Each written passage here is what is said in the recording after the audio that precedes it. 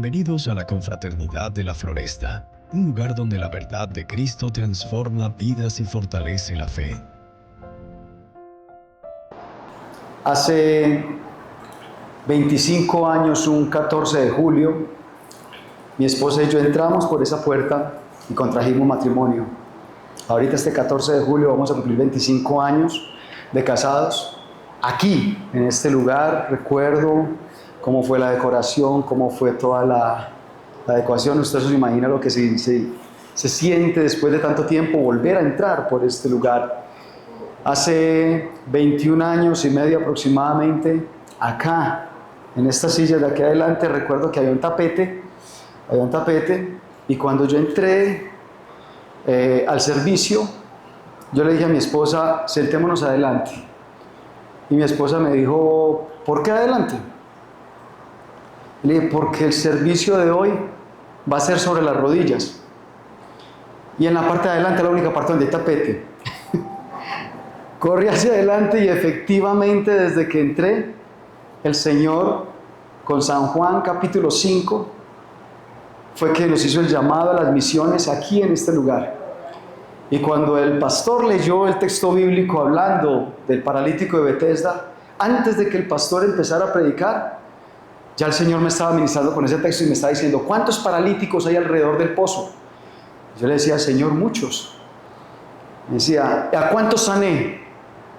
Yo le decía, aquí, ahí adelantico, sentado. Señor, sanaste uno, ¿por qué? Exacto.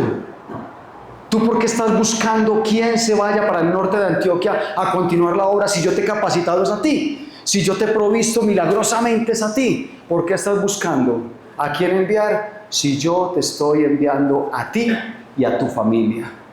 Ahí fue donde caí sobre las rodillas y fue aquí donde el Señor nos hizo ese llamado a las misiones. Le doy gloria al Señor porque esta iglesia donde usted asiste ha sido una bendición no solamente para mi vida.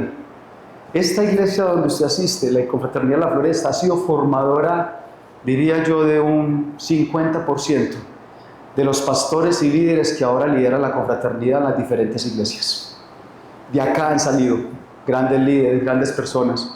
Yo le quiero dar gracias al Señor porque veo, ahorita he escuchado aquí la alabanza y al pastor Álvaro aquí compartiendo y al pastor Efigenio, y veo que el Señor sigue poniendo su cobertura sobre la Floresta como la ha tenido. ¿Saben? Cuando yo llegué al norte de Antioquia, me pidieron que entonces oráramos para poner todo lo que íbamos a hacer el primer día que llegamos y abrimos el local, y abrimos el primer local en Entre Ríos. Me pidieron que orara y yo recuerdo muy bien mi primera oración. Mi primera oración en el norte de Antioquia fue: Dios, dame la cobertura que le diste a la Floresta. Me tocó ver esta iglesia pasar por momentos difíciles y yo sé que muchos de ustedes los han vivido. Pasar por momentos difíciles, por aguas turbulentas, por dificultades, por problemas, y el Señor seguía con su cobertura sobre la Floresta y no la dejaba. Y yo cuando llegué al norte de Antioquia, yo me paré ahí en esa iglesia, en ese local, y yo dije: Señor, danos la cobertura que le diste a la Floresta. Yo quiero esa porción de esa herencia, porque he visto tu protección y he visto tu bendición, y hasta el día de hoy persevera. La iglesia de la Floresta tiene la cobertura del Señor y soy testigo de ello, y le doy gracias al Señor por poder estar nuevamente acá. Y por eso les digo, usted no se imagina lo que se siente volver a entrar, regresar nuevamente. Yo entraba por esa puerta y no sé cuánto que yo no venía aquí a compartir. Qué alegría, qué bendición poder estar aquí con ustedes nuevamente. Mi esposa les envía muchos saludos. Para los que le conocen, mi esposa pues ha predicado también aquí en la iglesia varias veces. Les envía muchos saludos. Ella llevaba 2 meses por fuera del país. Estuvo viajando porque una hermana suya falleció en Australia. Ella estuvo allí acompañando a la familia y llegó apenas hace 8 días. Entonces yo llevaba 2 meses trabajando allí solo en el norte. Ahora le tocó a ella quedarse al frente del norte y poderme reemplazar para yo poder venir, por eso no está con nosotros, porque llevaba 2 meses por fuera de la iglesia, entonces ya era justo que la iglesia la estaba reclamando también, la estaba pidiendo ahí en el norte. Entonces ella está a cargo hoy de las iglesias allí. Muchos saludos de las congregaciones en el norte. Como les digo, de acá han surgido primeramente la iglesia de Entre Ríos. Ahora la iglesia de Entre Ríos es una iglesia fuerte, una iglesia grande, gracias al Señor por su misericordia. Fundadora de otras iglesias, tenemos iglesia en el municipio de San Pedro, también una iglesia muy hermosa que el Señor nos ha regalado, y en el municipio de Belmira. Ok, bienvenidos por allí cuando quieran visitarnos, cuando vayan de paseo, puebleando. Por favor, no dejen de timbrar, no dejen de llamarnos, queremos también poderles acoger por aquel lado, si Dios nos lo permite. Ok, entonces muchos saludos. Pero resulta que hoy no solamente vengo en nombre de las iglesias del norte, y tampoco vengo solamente como un hijo que regresó a casa, sino que también tengo el privilegio de darle los saludos de parte de la Federación Nacional. Vengo también en representación de la Federación de Iglesias Confraternidad a nivel nacional, y queriendo transmitir a la iglesia esa bendición de decirles: la federación está acá también, pendiente de todo lo que pueda estar sucediendo, contactándose con el pastor Álvaro, contactándose con los diferentes pastores que tiene la Confraternidad La Floresta. Hace poco, ahorita en el mes de febrero, por misericordia de Dios, también fue elegido como anciano nacional, entonces también vengo en representación de la federación diciéndoles: Dios les bendiga, y estamos muy contentos que el Señor les tenga con nosotros también. Okay. Bueno, y vamos a la palabra. Creo que cada uno de nosotros vinimos a recibir de esa palabra. Le quiero invitar a que, si usted trajo su Biblia, por favor la abra en el libro de Efesios, capítulo 2. Efesios capítulo 2, verso 4, dice la palabra del Señor. Si usted quiere colocarse sobre sus pies para mayor reverencia ante la palabra del Señor, le agradezco también. Rico. Efesios capítulo 2, versículo 4, dice la palabra del Señor: pero Dios, que es rico en misericordia, por su gran amor con que nos amó, aun estando nosotros muertos en pecados, nos dio vida juntamente con Cristo. Por gracia sois salvos. Y juntamente con Él nos resucitó, y asimismo nos hizo sentar en los lugares celestiales con Cristo Jesús. ¡Wow! Gloria a Dios. Para mostrar en los siglos venideros las abundantes riquezas de su gracia, en su bondad para con nosotros en Cristo Jesús. Porque por gracia sois salvos por medio de la fe. Y esto no de vosotros, pues es don de Dios, no por obras para que nadie se gloríe. Porque somos hechura suya, creados en Cristo Jesús para buenas obras, las cuales Dios preparó de antemano para que anduviésemos en ellas. Padre, bendícenos a través de tu palabra una vez más, y añade bendición a esta lectura que acabamos de hacer. Te lo suplicamos, Señor. Toma la vida de tu siervo y transmite tu mensaje a través de él. En Cristo Jesús. Amén y amén. Bueno, hoy vamos a estar hablando de un tema bien interesante. Se llama, el tema de hoy, el título de la predicación de hoy se llama Ricos y Famosos. Ok, ¿cómo ser ricos y famosos? Vamos a hablar de riqueza, un tema a veces complejo para muchas personas. Vamos a hablar de riqueza. Y quise en primera instancia, en primer lugar, hablar de pronto de algunos de los ricos y famosos que conocemos de Hollywood, ¿no es cierto? Vamos a ver si ustedes los conocen. Por ejemplo, este hombre se llama Jason Statham, algo así. Se hizo muy rico y muy famoso con una de sus películas, El Transportador. ¿La conocen? ¿No es cierto? No falta el que me diga: no, yo no veo sino películas cristianas. No, pero bueno. De igual es un hombre famoso de Hollywood, ¿no es cierto? Jason Statham, conocido por sus películas. Este sí que es conocido. Se hizo famoso y casi se jubila y se pensiona con unas películas llamadas Rápido y Furioso. Mi hijo es fanático de Rápido y Furioso, entonces allí también conocimos, ¿verdad?, a este hombre, Vin Diesel creo que se llama. Listo. Este también es bien conocido, de los viejitos, estaba hablando de la vieja guardia, ¿sí o no? Bien conocido, Will Smith. Bruce Willis, no, sí, Bruce Willis, ok, parecidos. Ok, Duro de Matar. Los de mi generación conocimos Duro de Matar, ¿no es cierto? También famoso, rico y famoso hoy en día. Otro del combo, La Roca. Ok, conocidísimo y famoso. Estos hombres tienen ciertas cualidades, por ejemplo, tuvieron ciertas habilidades y las conocieron, ¿cierto? ¿Qué tienen en común? Que son calvos, que somos calvos.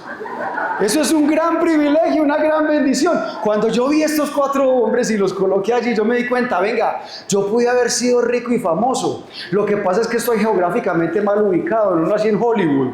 Nací en Colombia y por eso no soy rico ni famoso. Pero bueno, gloria a Dios. Allí tenemos 4 hombres que son ricos y famosos. ¿Qué es ser rico y famoso? Es una persona será famosa, por ende, según la acumulación, va a ser famoso y por ende va a acumular gran riqueza, es en la medida en que desarrolla un talento, un don o algo especial que lo hace diferente y lo demuestre a los demás. ¿Verdad? Hoy en día tenemos muchos ricos y famosos porque tienen una característica específica, un talento específico, un don específico y simplemente lo muestran a los demás. Y eso los hace ricos y los hace famosos. O primero los hace famosos y después los hace ricos, ¿verdad? Empiezan a, ¿sabes cantar? ¿Sabes cantar muy bien, súper entonado, bien? Entonces empiezas a mostrar ese don, empiezas a practicar ese don, a mostrarlo a los demás y eso te hace famoso. Y la fama trae como que consigo, trae la riqueza, trae la bendición, la prosperidad, ¿verdad? Según las riquezas y el concepto de este mundo de las riquezas, tenemos, por ejemplo, Jesús, según la Biblia, era un hombre rico y famoso. ¿Por qué? El concepto de la riqueza según Jesús es que Jesús era un hombre que tenía el don y la habilidad especial de resucitar muertos. Dígame usted, ¿usted cree que eso pudo haber hecho famoso a Jesús? Por Dios. Estamos hablando de las razones por las cuales Jesús fue famoso. El don de resucitar muertos. Entonces yo me pongo a pensar, mire, si uno por cantar una canción, yo he visto artistas que con una sola canción tienen para volverse famosos. Y a veces yo la escucho y digo, ni buena es la canción y ya es famoso. Ahora piense por un momento en nuestro Señor Jesucristo, si era famoso, si era digno de ser famoso, resucitando muertos, en segundos, sanando enfermos. Las multitudes iban ante Él y eran sanas, iban a la fija, iban seguros de que el Señor les iba a sanar, de que les iba a levantar. ¿Jesús era famoso? Claro que sí. ¿Tiene por qué ser famoso? Claro que sí. Tenía todos los dones. Echaba fuera demonios. Miren, uno de los pasajes más impactantes respecto a ese tema es San Marcos capítulo 5.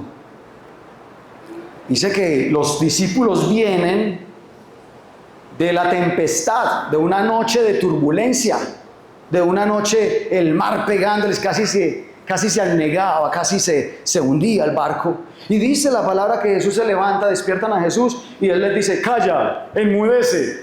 Y el viento y el mar. ¿Cómo están los discípulos? Impactados, tocados. Y dice que ese mismo día por la mañana, después de que vienen asustados, yo me imagino que no dejaron dormir a Jesús de ahí en adelante, en toda la noche, que se duerma el que sea menos Jesús. Llegan a la orilla de Gadará. Jesús coloca un pie en Gadará, sector conocido por los demonios, por la brujería, por la hechicería. Coloca un pie y empieza a mencionar que hay un hombre que llevaba años en los sepulcros, que se laceraba, que se cortaba con tiestos, con esto y lo otro, e inmediatamente escuchó, inmediatamente sintió que Jesús colocó un pie en Gadará. Allá en el sepulcro pegó el brinco, inmediatamente vino y se postró delante de Jesús. Mire, los discípulos estaban ahí. Acaban de ver que Jesús tenía el poder sobre la naturaleza. Y ahora por la mañana llegan aquí a Gadara, coloca un pie en Gadara y ven a un demonio, miles de demonios, diciéndole: ¿qué tienes conmigo, Jesús, Hijo del Dios omnipotente? Te pido por Dios que no me atormentes. El demonio diciéndole a Jesús: no me atormentes. ¿No se supone que el demonio era el que atormentaba al hombre? Y ahora el demonio está siendo atormentado solamente con la presencia de Jesús. ¡Qué poder! Eso hace que Jesús sea famoso. Y yo me imagino que eso quedó grabado en el corazón, en el pensamiento de los discípulos. Jesús era famoso exactamente por lo que él hacía, por lo que él podía compartir. No solamente eso, sino que tenía entonces también el don de controlar todos los fenómenos naturales. El viento le obedece, y eso fue uno de los mayores impactos de los discípulos. ¿Quién es este?, decían ellos. ¿Quién es este que aún el viento y el mar le obedecen? Jesús es el hombre más famoso, porque si decimos que ser famoso es tener un don o algo especial que lo hace diferente y lo muestra a los demás, entonces Jesús fue el más famoso. No he visto aquí en la tierra todavía un hombre que haga todas las cosas juntas como las hacía Jesús. Sería el hombre más famoso de toda la tierra. La pregunta que uno se hace entonces: ¿por qué no fue rico? ¿Qué pasó ahí? No se cumplió la teoría. ¿Qué le pasó? ¿Qué le pasó? ¿Qué sucedió? Entonces, ¿por qué no llenó de dinero? Muchas veces le ofrecieron. Muchas veces le ofrecieron a Jesús que fuera el rey, que lo querían nombrar, lo querían coronar como rey. Muchas veces lo tomaron para nombrarlo rey, para nombrarlo su líder. Pero Jesús tuvo un concepto de riqueza un poco diferente. Entonces Jesús fue rico y famoso. Fue famoso en realidad, solo que no en la forma en que los influencers de hoy en día hablan de fama y hablan de riqueza. Pero Jesús fue rico y famoso. Vamos a verlo el día de hoy, ¿verdad? ¿Por qué entonces es importante ver el concepto de Jesús? Porque según el concepto que tú tengas de riqueza, te vas a dar cuenta si eres o no eres rico. ¿No es cierto? Algunos conceptos de riqueza que tenemos en nuestro contexto, en nuestra forma de pensar. Algunas personas pueden pensar que riqueza, rico, es alguien a quien no le falta nada. Y en realidad es un buen concepto de riqueza. Si tú tienes la oportunidad de comerte tus 3 comiditas al día, no faltará quien diga: no, yo 5 comiditas al día, no más. Ok, si tienes la oportunidad de comer lo necesario, tener un lugar donde esconderte cuando está lloviendo y tronando, que le llamamos casa, si tienes un lugar donde dormir, donde descansar, donde descansar tu cuerpo, tú estás realmente en un concepto de riqueza para muchas personas. Para muchos que no tienen dónde descamparse, no tienen dónde dormir, no tienen ni siquiera qué comer. Y si vamos a nivel de la población mundial, realmente somos bendecidos, somos enriquecidos por el hecho de tener que comer todos los días, ¿no es cierto? Por el hecho de tener un sustento en nuestra mesa. Hay algunas personas que usted dice: ¿yo qué le doy? Esa persona tiene de todo. Y no es que sea rica en el concepto del mundo de hoy, pero en realidad es una persona tan bendecida que usted dice: esa persona es rica, esa persona es bendecida, tiene de todo, Dios le provee todas las cosas. Otro concepto también terrenal, ¿verdad?, respecto a la riqueza es al que le sobra en abundancia. Y este concepto va más enfocado hacia la avaricia, ¿verdad? Porque entonces ya no es suficiente con que tú tengas todo lo que necesitas, sino que empieza el corazón a decirte: pero es que necesito más, necesito más. Yo, para poder ser rico, yo conocí un hombre que me decía, tenía una novia hacía como 12 años, yo le decía: pero ¿por qué no te casas? No, mi hermano, me estoy capitalizando primero, me estoy capitalizando para poderme casar. Yo: pobre muchacha, capitalizando era de que tenía 2 apartamentos, tenía 3 taxis, tenía éxtasis y él todavía no consideraba que estaba capitalizado. Todavía no estoy preparado para dar el paso del matrimonio. Pobre muchacha, ¿verdad? La avaricia de nuestro corazón nos hace cambiar el concepto de riqueza, de alguien a quien no le falta nada, a alguien que tiene que tener en abundancia y sobreabundancia. Yo no soy rico entonces porque me coma 3 comiditas al día, yo necesito la nevera llena para un mes, necesito provisiones, necesito fuera de eso tener lujos, tener una cantidad de cosas, ¿no es cierto? La Real Academia de la Lengua dice que rico es una persona adinerada, acaudalado, abundante, opulento, ¿verdad? Es otro concepto también ya de riqueza, una persona que tiene propiedades, ¿verdad? Esos conceptos que vemos hoy en día acá terrenales respecto a riqueza, nos lleva solamente a eso, a un concepto de riqueza en términos de dinero, en términos de plata, en términos de posesiones, de lo que tenemos aquí a nuestro alrededor, ¿verdad? La palabra de Dios de pronto entonces nos lleva a un concepto también más amplio de lo que es la riqueza como tal. Cada vez que la Biblia habla en diferentes textos bíblicos de lo que es la riqueza y se refiere a hombres que tienen posesiones terrenales. Por ejemplo, ahí tengo algunos textos bíblicos que se los acabo de colocar. Marcos capítulo 10, verso 17, habla del joven rico. Y cuando Jesús está hablando, cuando la palabra está hablando del joven rico, ¿de qué clase de riqueza estamos hablando? Riqueza material. El joven era rico en concepto de esta tierra. Mire, la palabra de Dios también habla en ese sentido. Cuando hablamos de alguien rico, entonces, ¿verdad? Diferentes textos como Lucas capítulo 12, versículo 16, la heredad de un hombre rico. Jesús utiliza ejemplos diciendo, la heredad de un hombre rico, un hombre muy rico que tenía una heredad, dio mucho fruto. Cuando habla de rico, la gente le entiende en términos terrenales, en términos materiales, en términos físicos, en términos de dinero, ¿verdad? Y así tenemos pues varios textos también.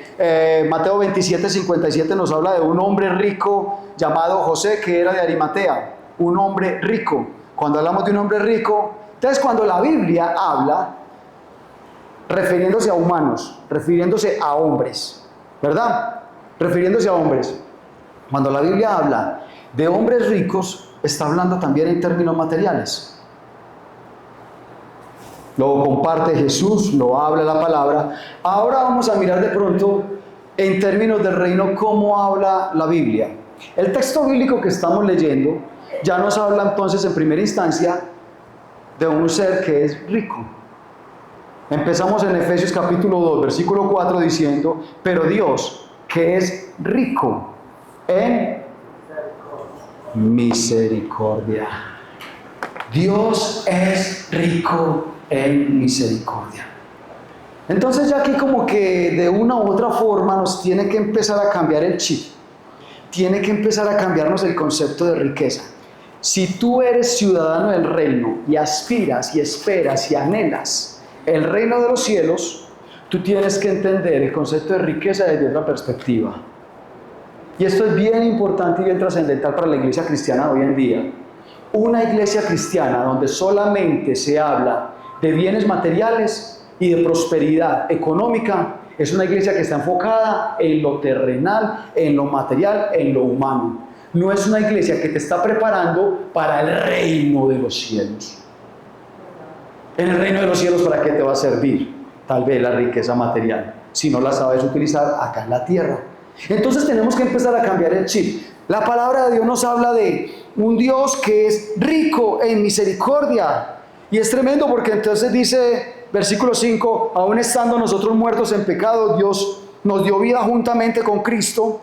Y no solamente nos dio vida, sino que dice, y juntamente con Él nos resucitó y asimismo nos hizo sentar en los lugares celestiales con Cristo Jesús. Ya vamos para allá.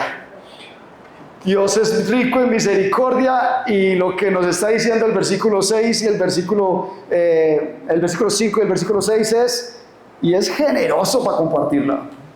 No es que sea escaso a la hora de compartir con sus ovejas, con sus siervos. Pero no solamente Dios es rico, la palabra también nos habla de Jesús. Y quiero ir por un momento a 2 de Corintios.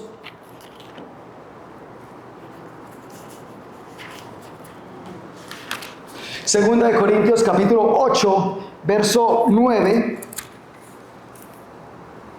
Dice la palabra del Señor: porque ya conocéis la gracia de nuestro Señor Jesucristo.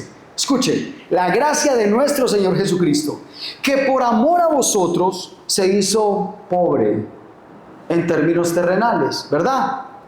Siendo rico en todos los términos, y aquí sí tenemos que hablar de términos cuando hablamos de Jesús en el reino de los cielos. Jesús representa a esas personas que uno mira y uno dice, por ejemplo, en un cumpleaños, ¿yo qué le doy?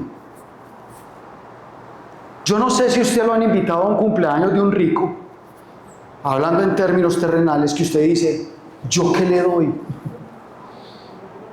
Si le doy zapatos, tiene mejores. Si le doy una camisa, no, ¿qué se va a poner eso? Yo creo que el que me invita me hace un honor. El que no me invita me hace un favor. Yo me embalo para ir a un cumpleaños de esos. No más recibo yo. Ay, ¿yo qué le doy? Yo miro a Jesucristo en el reino de los cielos antes de descender a la tierra. Si yo me imagino a mi Señor sentado en el trono, yo no me puedo imaginar los ángeles cantándole, tocándole trompetas, caminando por calles de oro. Por Dios, le puedo dar una barra de oro, 18 quilates, y es pavimento para mí, dice el Señor Jesús. No estamos hablando solamente de riqueza en sabiduría, en entendimiento, en misericordia. Venga, Jesús representa realmente lo que era riqueza en todos los sentidos, antes de descender. Y dice la palabra, teniendo todo eso, se hizo pobre. Yo no me imagino a Jesús sentado en su trono, ángeles, arcángeles, querubines, tocando trompetas, 2 querubines por aquí con las alitas, haciéndole vientecito, no sé, ¿qué quiere comer hoy? A la carta, ¿qué quiere? Lo creamos de una vez, lo hacemos, no sé, me imagino. Y llega el Padre y dice, ¿a quién enviaré? ¿Quién irá y será puente entre la generación, entre el humano, el ser humano y yo? Se ha roto esa creación, se ha roto esa comunicación del hombre y yo. ¿A quién enviaré yo? Yo, en el caso de Jesús sentado en mi trono con ángeles por aquí y querubines por este lado, yo me hago el loco. Mire a ver a quién envía. No, Jesús se paró y dice, yo iré, yo voy, yo desciendo. Dice que se despojó a sí mismo, dice la palabra en Filipenses capítulo 2. Se despojó a sí mismo y tomó la forma de hombre. Y aquí Corintios me está diciendo, se hizo pobre. Se hizo pobre en todos los sentidos. Vino aquí a la tierra como un hombre pobre. Y si miramos la profesión de su papá, el hombre que se escogió como padre aquí en la tierra, se hizo pobre, un carpintero. No vino como los de la alta alcurnia, vino como un hombre pobre, dice la palabra, ¿verdad? Y dice entonces ese versículo 9 de 2 Corintios, capítulo 8, verso 9, porque ya conocéis la gracia de nuestro Señor Jesucristo, que por amor a vosotros se hizo pobre, siendo rico, para que vosotros con su pobreza fueseis enriquecidos. Ok, siendo rico se hizo pobre para que nosotros pudiésemos ser ricos. Y no más piense, uno de los personajes de la Biblia que detectó esta parte de Jesús, su riqueza y toda su gloria, fue Juan. Cuando Juan escribe el Evangelio, dice, todas las cosas por él fueron hechas. ¿Usted se siente muy rico porque tiene una casa? Todas las cosas que existen en esta tierra fueron hechas por Jesús, por él y para él. Por él y para él. Ok. Entonces, estamos hablando realmente de una gran riquezas. Pero ahora vamos a otro texto bíblico, vamos a Santiago, capítulo 2, Otro texto bíblico que me llamó bastante también la atención, Santiago, después del libro de Hebreos. Santiago capítulo 2, verso 5 dice: hermanos míos, amados, oíd, ¿no ha elegido Dios a los pobres de este mundo? Y cuando hablamos de ricos o pobres y se refiere al ser humano, la Biblia, ¿de qué está hablando? De riquezas materiales, en muchos de los casos, ¿verdad? Y Dios vino y escogió a unos ciertos pescadores, a unos ciertos hombres no muy opulentos, y dice: ¿no ha elegido Dios a los pobres de este mundo para que sean ricos? ¿Ricos en qué? Ricos en fe y herederos del reino que Dios ha prometido. Ricos en fe. ¿Por qué habla de que escogió a hombres pobres para que sean ricos en fe? Escuche eso. Porque Jesús mismo lo dijo: cuán difícil le es a un rico entrar al reino de los cielos. ¿Dónde pone su fe un rico?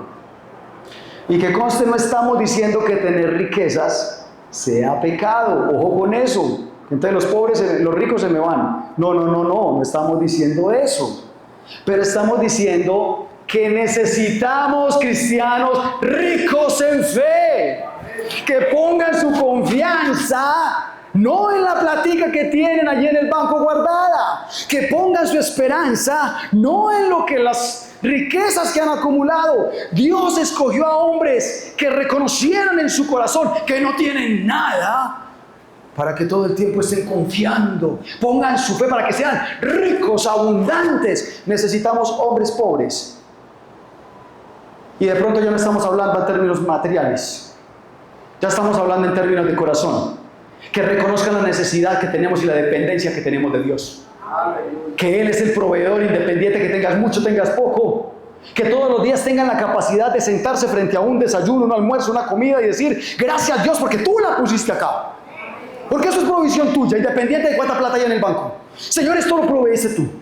Y Señor, reconozco que hay personas que no lo tienen. Provéeles. Y reconozco, Señor, que si no fuera por tu gracia, tampoco estaría esto acá. La plata es traicionera. Se va con el mejor postor. Hoy está en tu mano y mañana te traiciona. Ya está en manos de otro. Pero cuando tú tienes un corazón humilde delante de Dios, siempre reconoces quién es el que te provee, quién es el que te da. Por eso dice: entonces escogió a los pobres para hacerlos ricos, y no solamente ricos, herederos del reino prometido. ¡Wow! Mire, lo que me está diciendo el texto bíblico es que yo necesito cambiar ese concepto de riqueza para poder aspirar al reino de los cielos. Yo no puedo basarme solamente en lo que tengo acá. Y luego vengo a Apocalipsis capítulo 2, versículo 9, y encuentro el mensaje a una de las iglesias que menciona Apocalipsis en sus principios, y dice, eso es un texto bastante conocido, capítulo 2, versículo 9, habla del mensaje a Esmirna: yo conozco tus obras, tu tribulación y tu pobreza. ¿De qué pobreza está hablando ahí? Le está diciendo a la iglesia: yo sé que usted es pobre, yo sé que usted no tiene plata, yo sé que la iglesia es pequeña, yo sé que... ¿Y sabe qué le dice entre paréntesis? No puede evitar el texto bíblico decir, y Juan hace referencia a lo que el Señor está dando, el mensaje. En medio del mensaje no puede evitar Juan hacer referencia entre paréntesis y decir, mire cómo lo narra aquí Juan, que lo dijo nuestro Señor cuando le estaba dando el mensaje: yo conozco tus obras y tu tribulación y tu pobreza, y entre paréntesis, pero tú eres rico. Yo me imagino a la iglesia de Esmirna recibiendo ese mensaje, los lectores originales. Sí, somos pobres económicamente, sí, no tenemos mucho tal vez, pero el Señor del cielo nos está mandando a decir: tú eres rico. Y yo quiero, amada iglesia, que cuando el Señor se refiera a cada uno de nosotros, nos mire y pueda decir: Mira, no me importa si tienes plata. No me importa si tienes propiedades. No me importa si eres acaudalado o adinerado. Tú eres rico. Y que nadie te diga lo contrario. Tú eres rico para Él, porque Él es tu proveedor. Cuando tú desarrollas esa fe y eres heredero del reino, tú eres rico. Todo lo contrario, eso es Apocalipsis capítulo 2, versículo 9, pero todo lo contrario a lo que viene unos versículos más adelante. Acá Apocalipsis capítulo 3, verso 17, habla de, y aquí nos vamos a detener un momentico, del mensaje a la Odisea. El mensaje a la Odisea es ¿cuál? Porque tú dices, yo soy rico. Ahora tenemos una iglesia que se autoproclama rica. Porque tú dices, yo soy rico y me he enriquecido y de ninguna cosa tengo necesidad.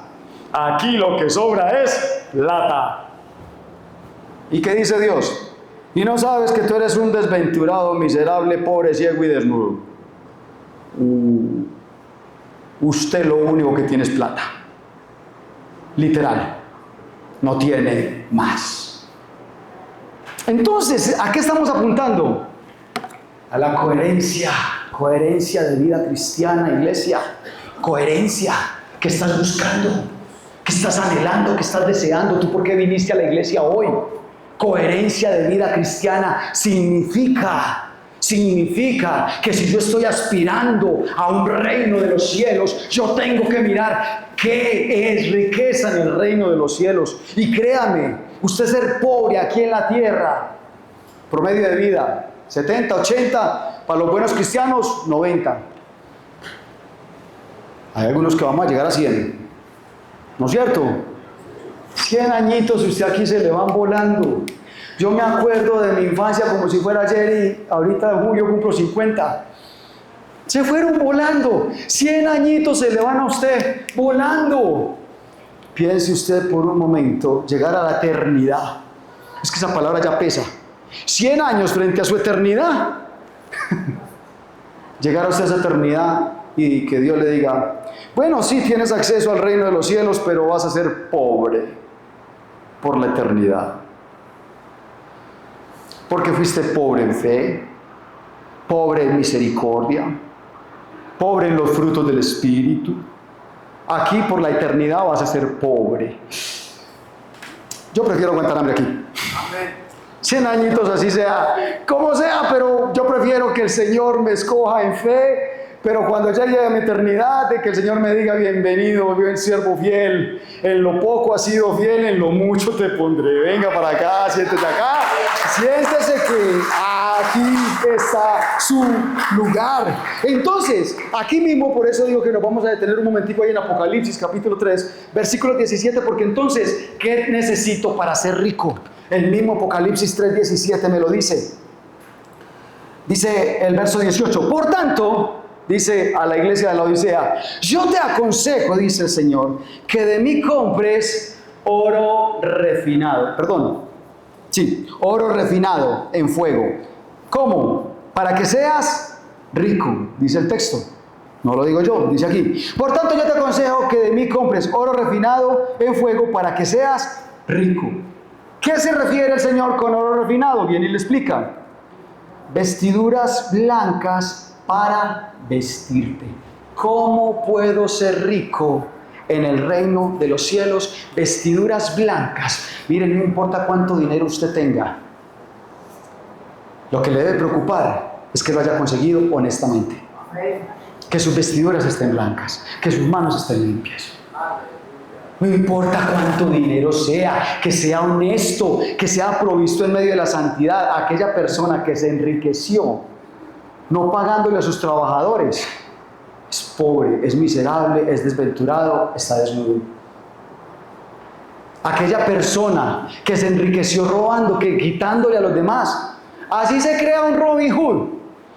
Para la nueva generación, el Robin Hood era el que se creía que le quitaba a los ricos para darle a los pobres.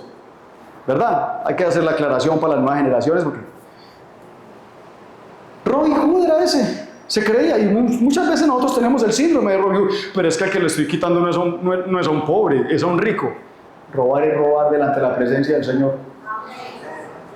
No importa cuánto dinero que tengas, preocúpate porque sea conseguido honestamente y que tus vestiduras sean blancas. Y el Señor dice, preocúpate por eso en vez de estar acumulando dinero ilegal. Dinero falsamente, dinero con chanchullos, con cosas por debajo de cuerdas, con dobles contabilidades. Preocúpate por ser rico en tu santidad, en tu pureza. Preocúpate porque tu boca sea pura a la hora de hablar. No diga mentiras para conseguir beneficios. Preocúpate por tener vestiduras blancas. Y en segundo lugar, unge tus ojos. Dice aquí, vestiduras blancas para vestirte y que no se descubra la vergüenza de tu desnudez. Y unge tus ojos con colirio para que veas.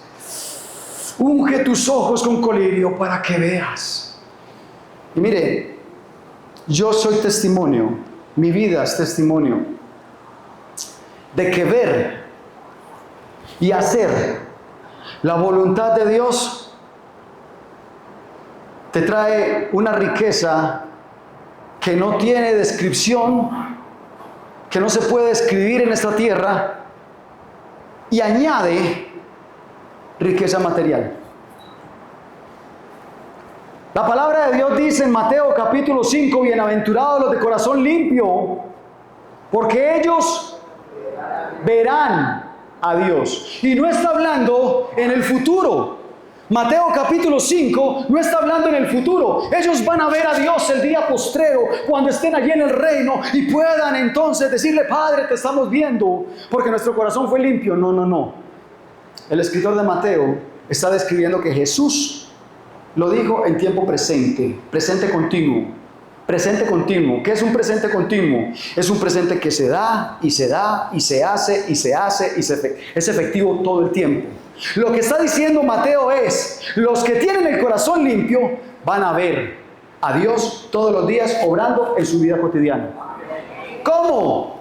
Esa señora que está allá doblando rodilla, Señor, ayuda a mi marido, mira los problemas económicos que tiene, mira las dificultades. Ella va a ver a Dios si tiene un corazón limpio. Y el hecho de ver a Dios, créame, la palabra de Dios dice, más adelantico en el mismo Mateo capítulo 6, versículo 33, si tú buscas primeramente el reino de Dios y su justicia, todas las demás cosas vendrán por añadidura. Y ahí ya no estamos hablando solamente de las riquezas espirituales. ¿Quieres ser un verdaderamente rico delante de la presencia del Señor? Preocúpate porque tu corazón sea limpio, para que puedas ver a Dios. Y el que ve a Dios tiene la oportunidad de obrar, actuar, vivir, comportarse y obedecer conforme a lo que Dios dice. Y eso trae bendición. En todo sentido. En todo sentido trae bendición. De hecho,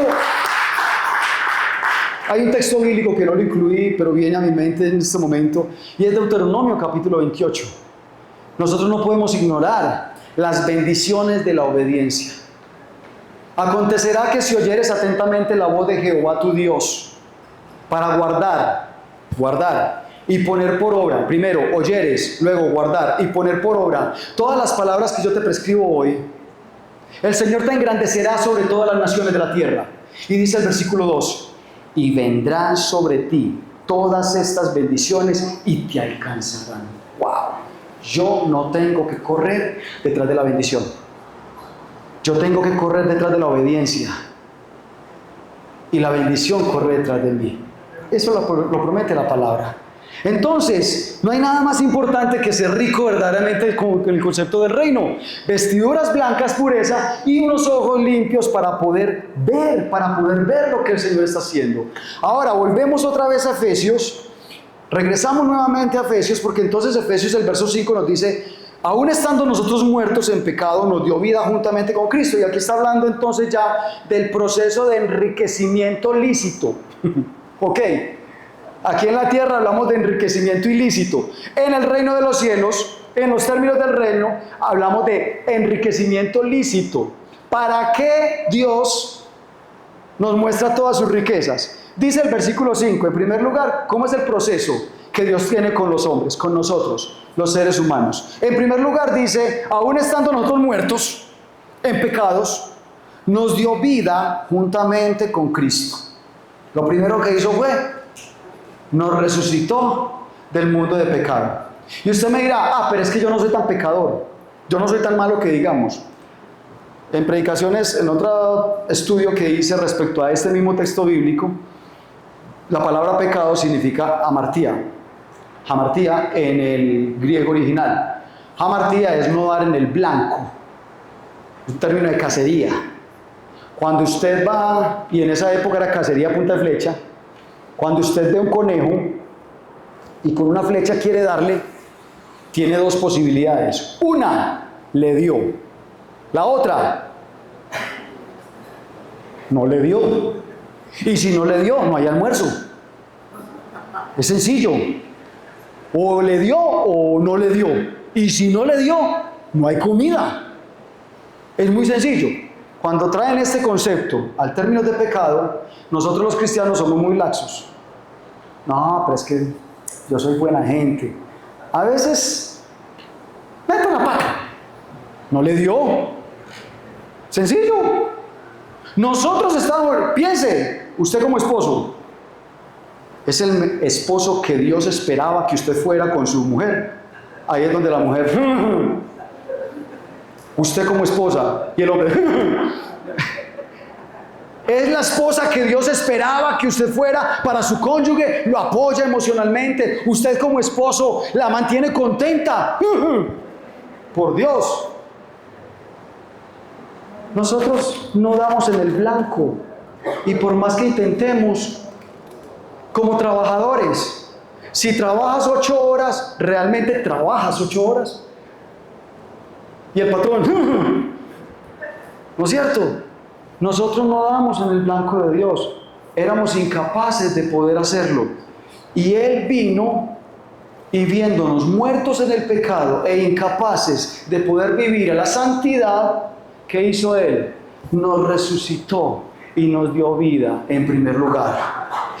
Y luego de que viene y nos da vida, dice aquí mismo en el texto bíblico, el verso 5, el verso 6, y juntamente con Él nos resucitó y asimismo nos hizo sentar en los lugares celestiales con Cristo Jesús. Dios es un Dios generoso, con su poder que lo hace famoso, nos resucitó de la muerte del pecado. Y luego de que nos resucita, ¿qué hace? Con sus abundantes riquezas y generosidades, nos sentó en lugares celestiales con Cristo. Nos compartió su riqueza, su bendición. La trajo a nosotros. Dios es generoso con lo que Él tiene y lo quiere compartir con una generación, pero necesitamos cambiar la mentalidad. Entonces, iglesia, ¿para qué? Verso 8. Verso 7. Para mostrar en los siglos venideros las abundantes riquezas de su gracia en su bondad para con nosotros en Cristo Jesús. ¿Para qué hizo Dios eso? Para mostrar a las generaciones que el que cree en Él tiene vida, es rico, es bendecido. Porque Dios te bendice. Y a veces nos preguntamos, yo me pregunto mucho eso. Mire, yo soy de Medellín, yo no fui nacido en Entre Ríos, yo no nací en el norte de Antioquia, yo nací en Medellín, yo nací en Manrique, yo soy de Manrique. Me crié toda mi vida en Manrique. Y créame, los que me conocieron en mi vida pasada en Manrique decían, este muchacho no llega a los 20, milagrosamente me veían, llegó a los 21, ¿Y por qué Dios vino y a un hombre pobre, a un hombre ugamí de Manrique? Porque yo me consideraba eso. ¿Por qué Dios vino? Lo resucitó, puso sus palabras en mi boca y ahora me permite compartir la palabra de Dios con ustedes. Si usted me conociera en mi vida pasada, usted también hubiera dicho, no, pero ¿qué va a predicar él por Dios? No, pero ustedes me conocieron ahora que estoy compartiendo de la palabra. Pero créanme, Dios me sacó de allí. Y la pregunta mía es, yo tenía amigos mejores que yo, más sanos que yo, menos dañinos que yo. Dios, ¿por qué me escogiste a mí? Y solamente encuentro una razón. Porque si usted se entera quién soy yo en mi vida pasada y me ve hoy aquí predicando, ¿sabe qué puede decir? Si Dios hizo eso con ese gamín, ¿qué no va a hacer conmigo, por Dios bendito?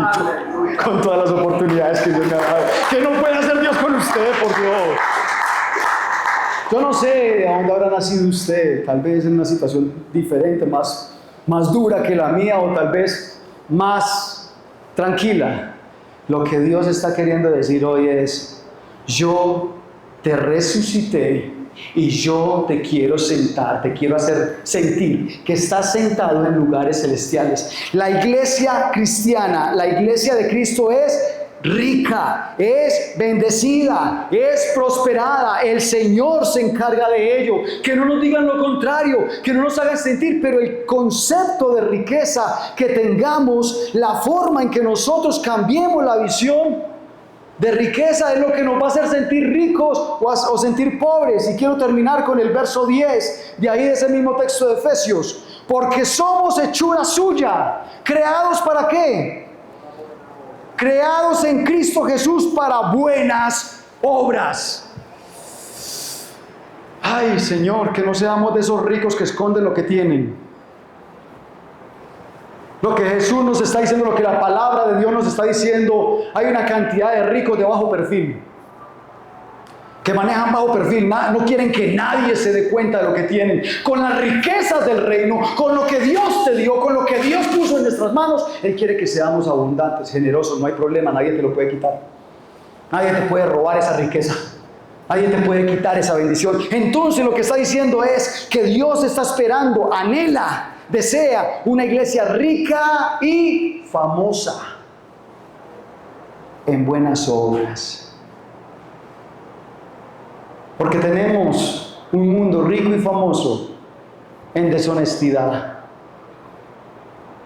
en falsas promesas, en dolor, en causar dolor. Y Dios está esperando que la iglesia marque la diferencia. Está esperando que la iglesia comparta su riqueza y su fama con la sociedad en buenas obras. ¿Para qué? Porque en primer lugar está diciendo, para eso fuiste diseñado. Termino con esto. El deseo de Dios es que cuando vean a la iglesia puedan ver el reino de los cielos operando aquí. La gente tal vez no va a leer la Biblia. La gente te va a leer a ti. Va a leer la iglesia. Tal vez no van a conocer y querer conocer el cielo. Pero si nosotros somos ricos en buenas obras, si nosotros somos ricos en vestiduras blancas, en obras honestas, si nosotros somos ricos en la posibilidad de ver a Dios obrando y obedeciéndole y practicando todo lo que Él nos manda, la gente va a conocer el reino de los cielos y a Dios.